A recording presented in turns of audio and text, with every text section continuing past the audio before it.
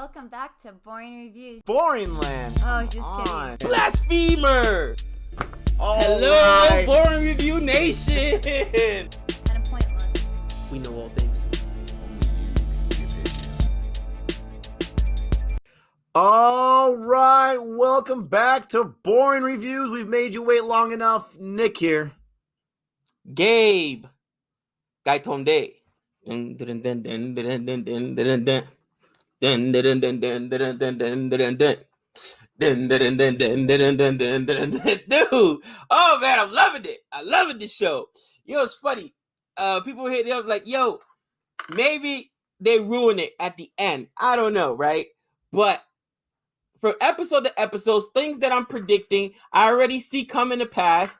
Okay, bro, ruthless people. What did I say a few episodes ago? Right? Who's worse? Is it Tripathi, the gangster, who's a gangster, but that's what he's born in, that's a life? Or is it these dirty politicians?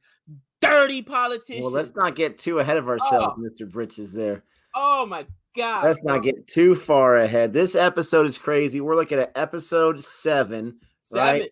Episode 7. We are 70% and 7/10 done.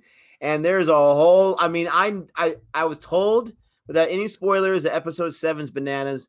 And I guess that just kind of put that expectation way up there. I would say it's like a 9.5 as far as banana scale. I was just hoping for a little bit more, but man, we get a whole lot in this episode. It's jam-packed. I was trying to remember all the stuff that happens, and man, there's so much that happens. We have so many different storylines. So let's talk about the main storylines. We have the Muna and his family storyline. We have the Gudu and Golu storyline. And they have their own little separate things going on. We have the Chief Minister and Yadav storyline. And then we have Colleen and all the things that he's going on. To mention just a few. All right? To mention just a few. Gabe, where do you want to start? You know what? I want to start with the biggest twist of this episode. I saw it, bro. I saw it coming. And honestly, listen, somebody once said, and I forgot, you know what I mean, what film it's for. Oh, it's in the show The Sopranos, right? And Tony Soprano's is a big gangster from Jersey. And he is who he is. He said, listen, I like dealing with Tony Soprano because at least when you deal with Tony, you know where you stand. Okay, you know where you stand. You know who your enemies is. Again, you dealing with Colleen, you know where you stand. But when you're dealing with these dirty politicians, bro, that's the dirtiest thing I've ever. Ruthless. This guy killed his own brother. I'm putting out there right now. He set up his own brother. I tried to stop and pump the brakes, and you just went right past it. Can't do it. And I saw it coming. Remember when the girl was laying in bed with him and the young girl was like, well, maybe you should start making your own allies. And then when Colleen leaves the office, he looks back and sees Colleen leaving and his brother is kind of dogging him a little bit. But at the meeting, when he's asking for more responsibility and his brother just kind of like straight, sunned him basically and gave Colleen more responsibility and said, we're going to give him the poppy fields. That was it right there. I saw the writing on the wall. But you know what? Do I feel bad for the chief minister? Nope. Because you stood there in the office while you had, and you were watching Makpul choke the life out of a dude.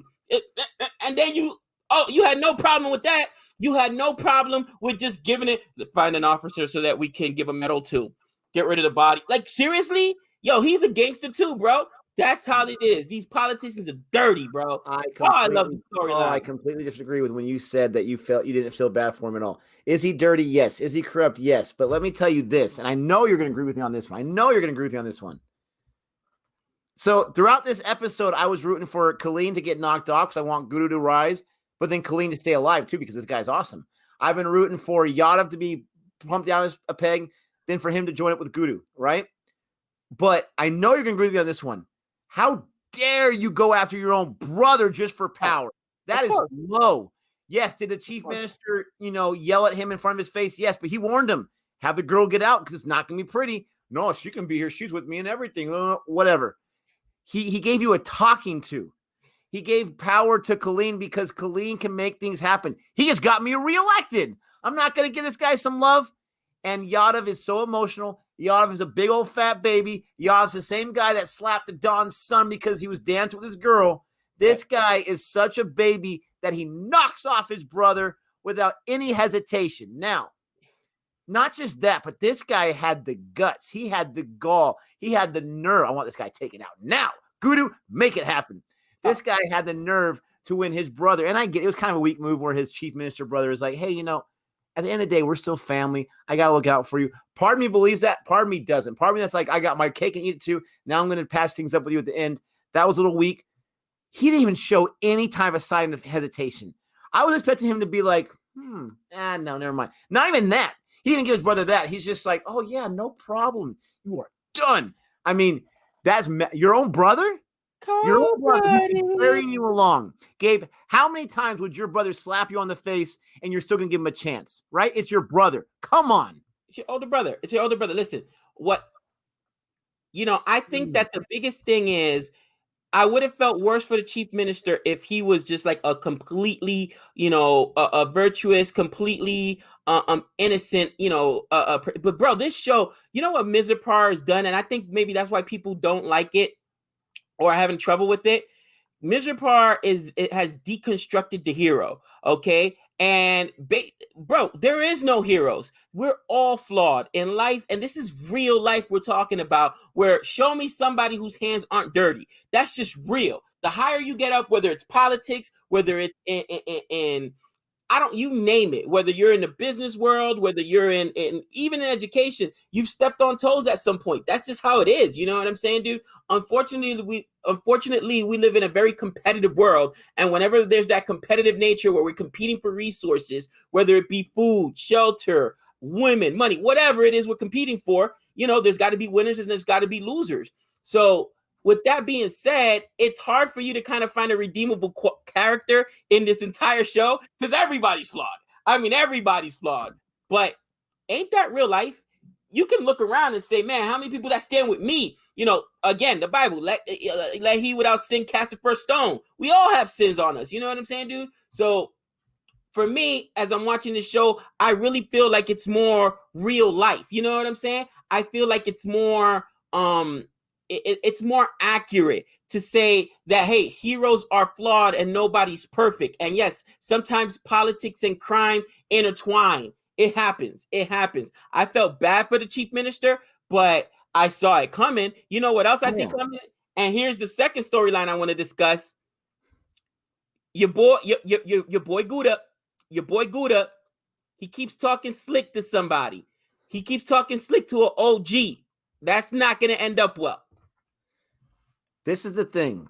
You guys know that I was a huge Bob Lou fan. And if you don't, I'm a huge Bob Lou fan. I was. Right. To the point where even though it makes more sense for the story for Gudu to survive, I wanted Bob Lou to survive because I love that guy. Great character. Closest thing to a hero that we have, right? So this guy, he gets knocked out. We have Gudu. So I'm rooting for Gudu. I want to see the rise of the brothers. I want him to finish the job. And I went completely against you before. I completely agree because I don't care who the person is.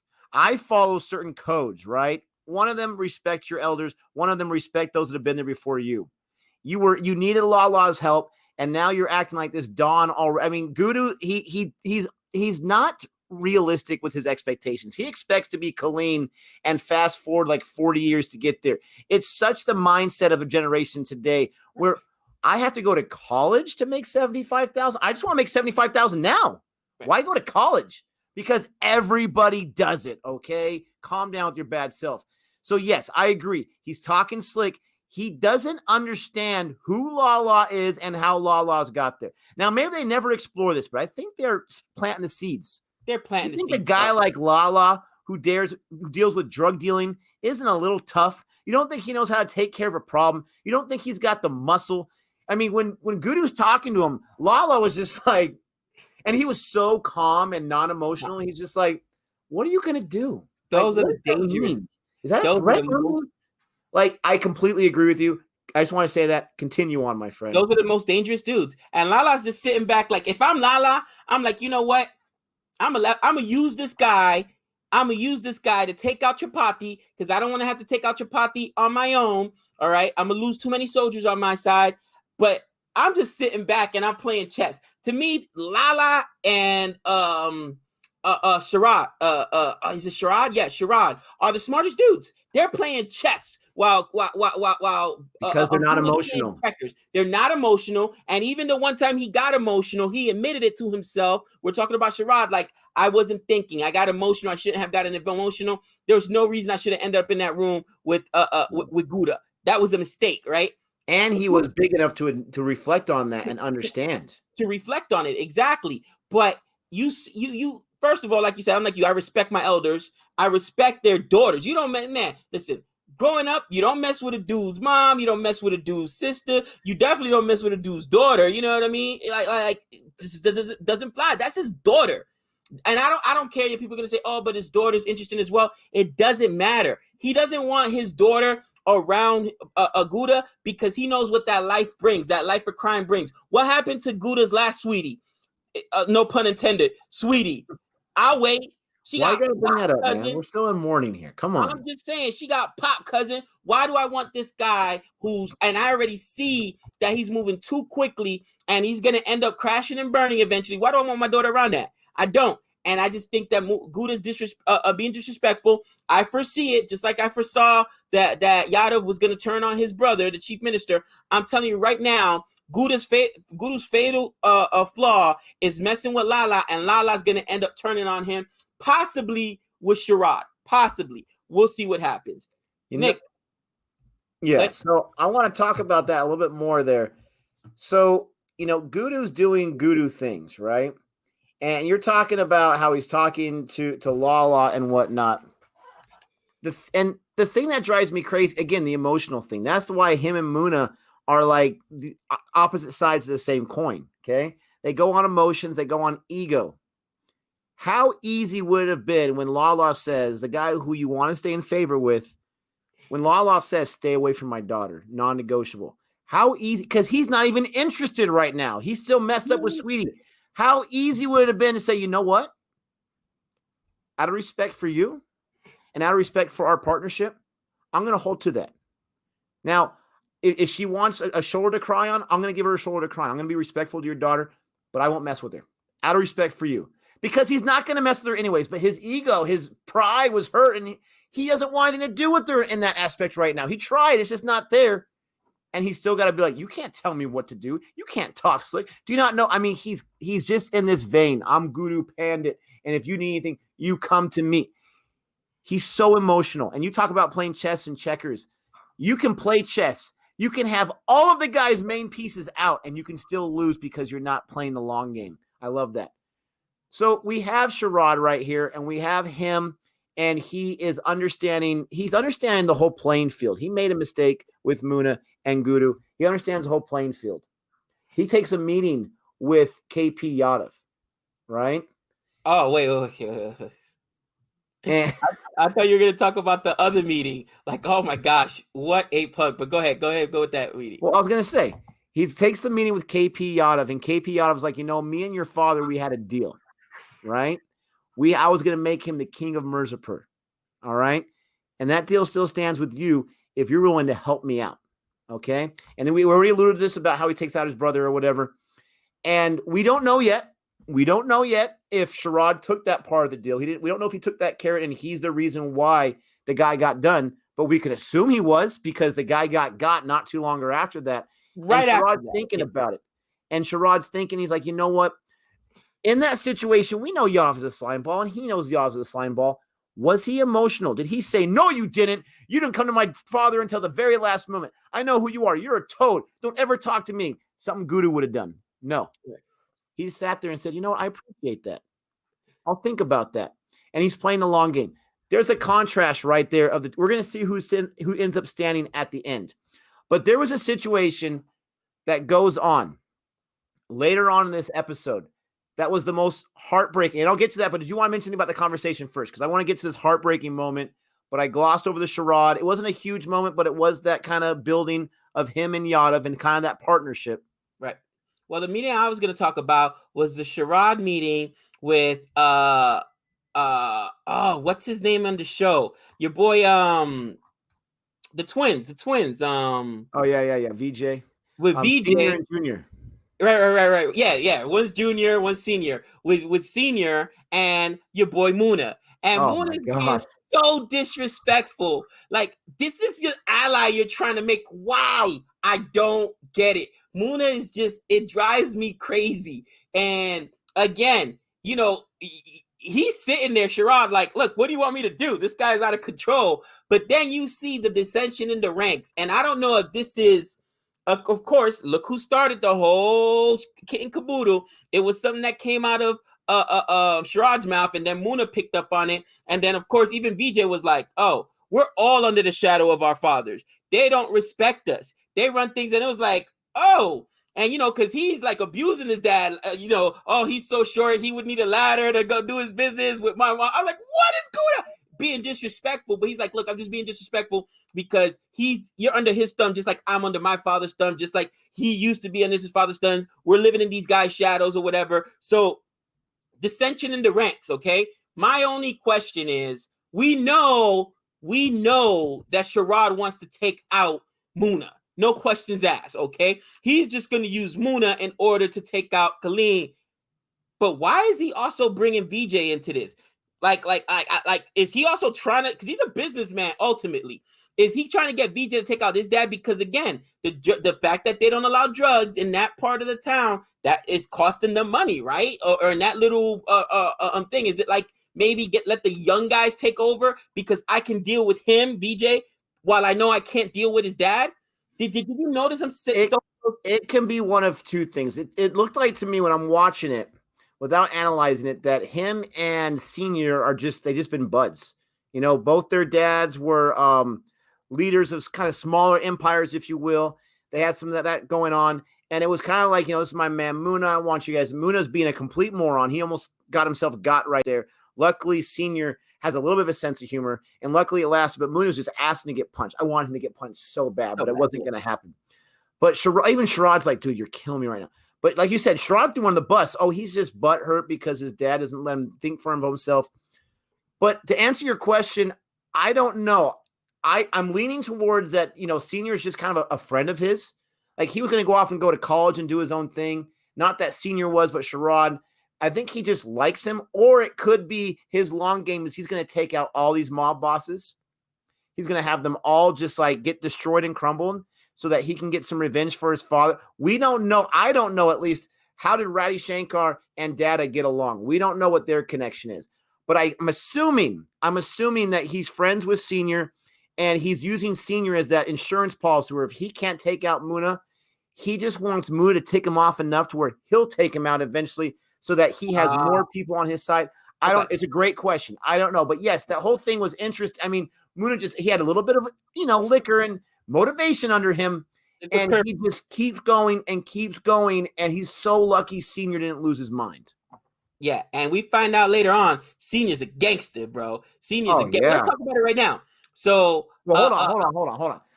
I just wanted to, I got to talk about this moment, okay? Let's not end on a depressing moment. I want to talk about this moment. So later on in the episode, because Gudu's going around doing his Gudu thing, he goes to the barber shop. He's like, I'm going to pay you guys. Just make sure you work for me. I'm the one in charge. And you have that one barber who's he's not all about it. He's not like it at all. So, and he got disrespected by Gudu, so he's going to let Gudu know what's up. So they have a birthday party for the little girl of the doctor that has been treating him, and he starts being nice to, and he loves that little girl. And he goes, I love it. This big old tough, emotional guy, Gudu, is all about going to this girl's birthday party. And he's shoving them with him. And they go to this birthday party, but the barber gets there first. The barber finds out that this is someone close to him. The barber gets enough information to go there, and he just takes out the mom and dad. And I'm sitting there like, don't tell me he took out the girl. I was actually surprised from the way the show was going that he didn't take out the girl. The girl survived, and thank goodness she did, but I was shocked by that. So thank goodness she survives, right? Because that would have just been the worst. But he actually has like friends at this point.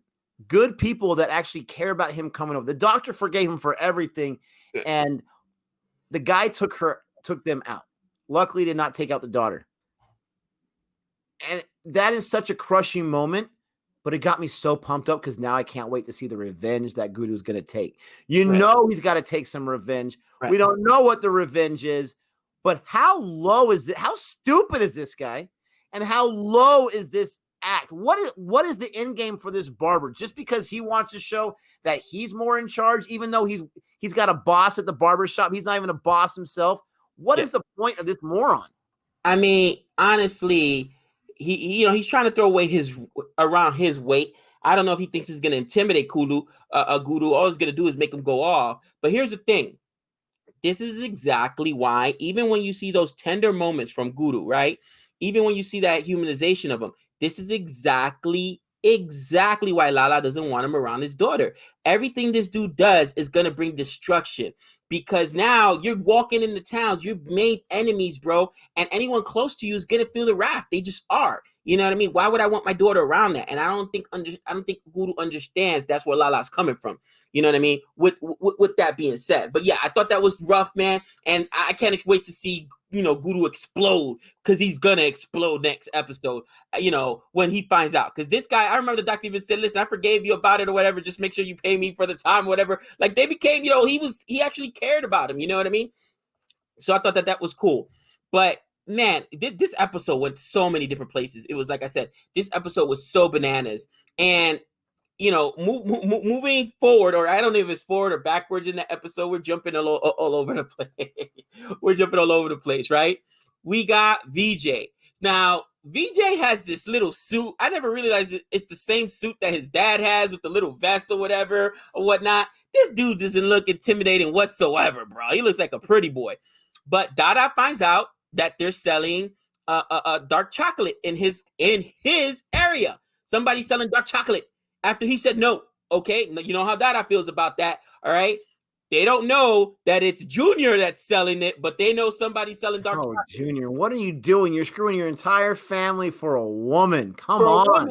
And that, I love that part when she talks to when Golu talks to Gudu and says, "You're not the only one that will do anything for a woman," and yo, she's just throwing it at him, not using her sexuality. That was cold. That was a good line. She's gotten cold with it, bro. So she's got Junior wrapped around her finger, and Junior's pushing this weight.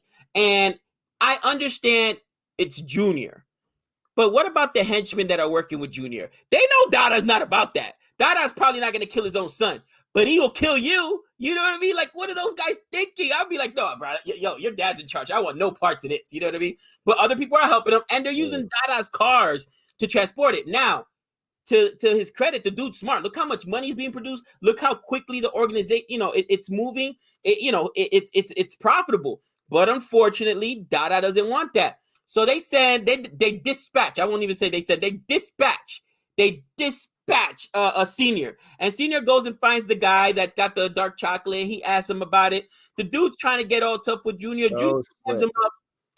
Bro, he puts his hand through the sugar cane grinder, cousin. Oh my gosh, that was ruthless.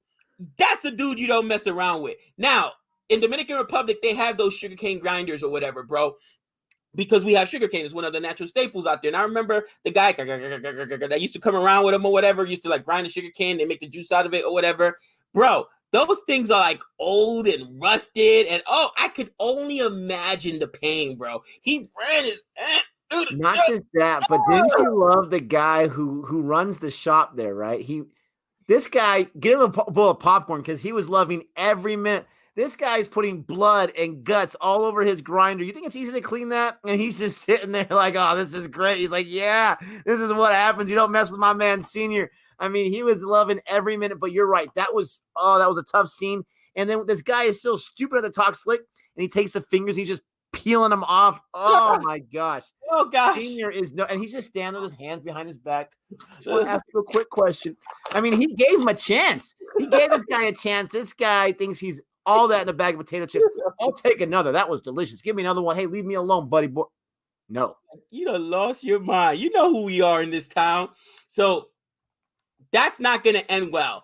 And I'm not sure what they're going to do, but it's a small town. All right. And Junior, what's Junior's response? Oh, don't tell the dealers we're not going to use Dada's cars, because then Junior finds out when he calls that they give this information. He said, I'll take care of it. So he goes to take care of it. And what he does is, we're not going to use Dada's cars anymore. And what he said, we don't use our real names, or we'll use a go-between. It ain't gonna be that hard to figure out where the dark chocolate's coming from, cousin. He put a Band-Aid on it. He put a Band-Aid on it, and he's and he what does he do? He talks to Go. He's like, I got this. Don't worry, baby, don't worry. He didn't say baby, but basically, don't worry about this. Daddy's got this. It's all good to go. And then he's freaking out. He's like, I just couldn't say no to her. I can't say no. We'll just put a Band-Aid on it, and we'll just tell him, don't say our names, okay? Pinky promise, don't say our names. Come on. Nuts. Dad is he's gonna find out the next day that it's still going on, and he's gonna get mad at you for not taking care of it and saying you did, and then the lies and the lot. Okay, let me ask you this, Gabe.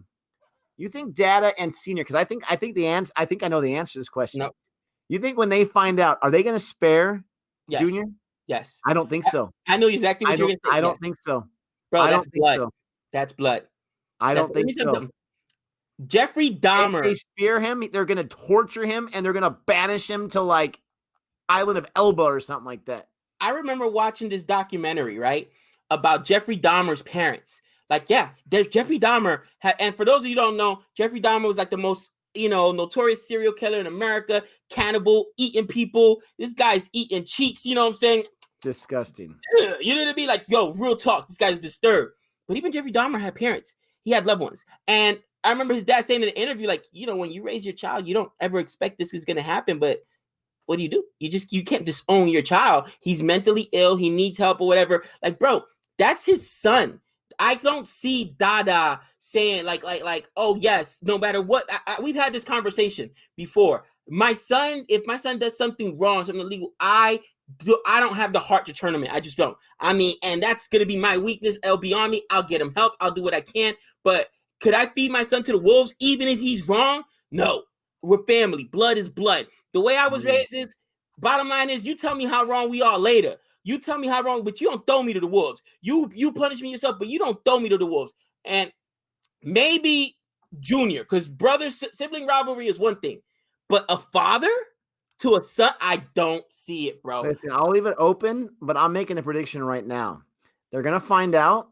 Of course, he's not gonna be spared. I'm telling you right now. Wow. And they might. And I have not seen ahead. I have no idea. I could be way off, but they could be using just as a device to go after Golu, and that's how they're going to torture him, by go after the girl that you like, and we're going to make you pay that way. But I'm just going to make a bold prediction.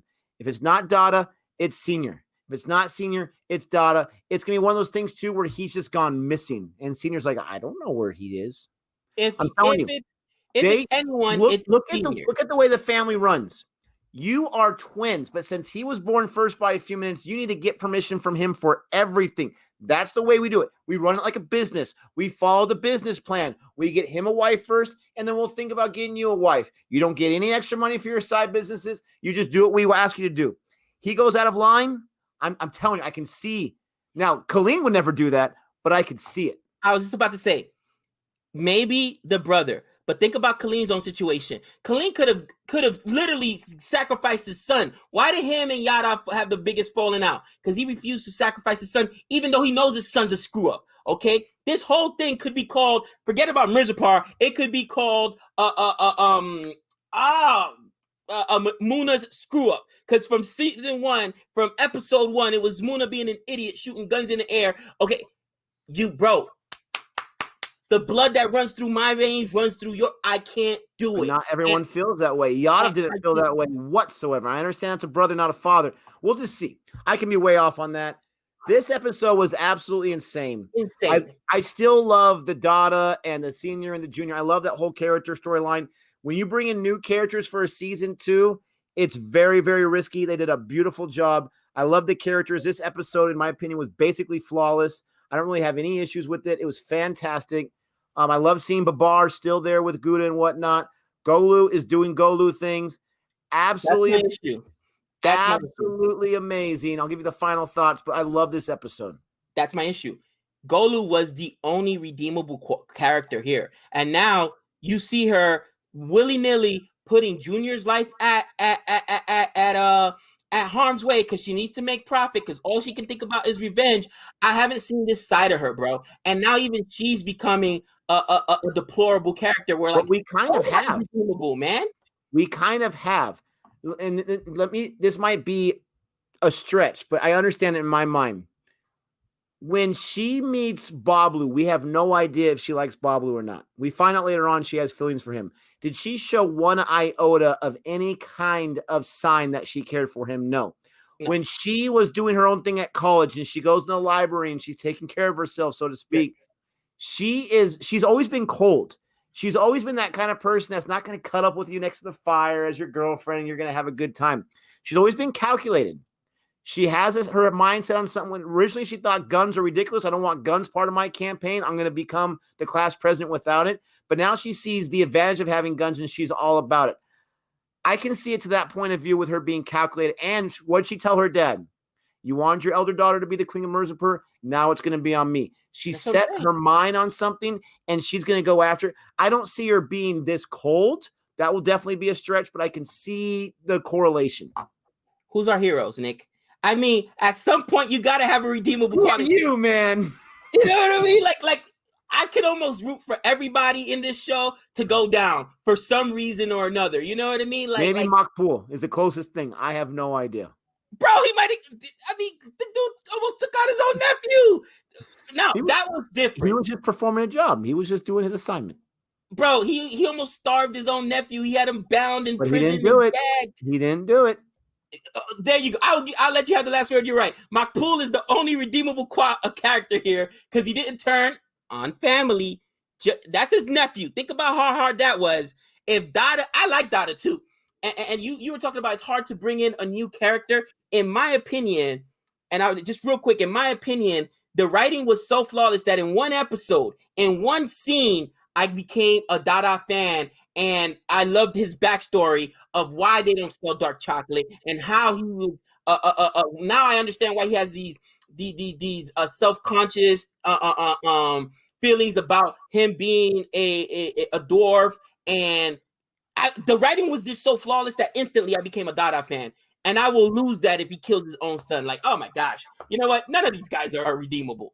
Last thing I want to say is Muna. We didn't talk too much about him. This guy cheats on his wife because he's just going to show her. He's going to do whatever he wants to do. He's not going to show her love. He's not going to show her attention. This guy continues to be despicable. And he's showing no signs of doing better, right? Yeah. And it was interesting though because when he gets back and he says, "Hey, this is what I did. Deal with it."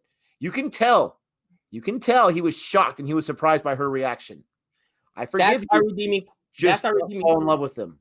You can do whatever you want. Just don't fall. And this is a girl with a lot of pride. She is super strong. Is she not? She has been dealt a crappy plate. She's not trying to kill herself and being depressed. She's dealing with the plate. She's so grateful for Colleen, even though he's kind of being fake about it. She's so grateful towards Bean, even though she's kind of being fake about it. She is a great character. And she tells him, just don't fall. She gives some kind of ground rules. Right.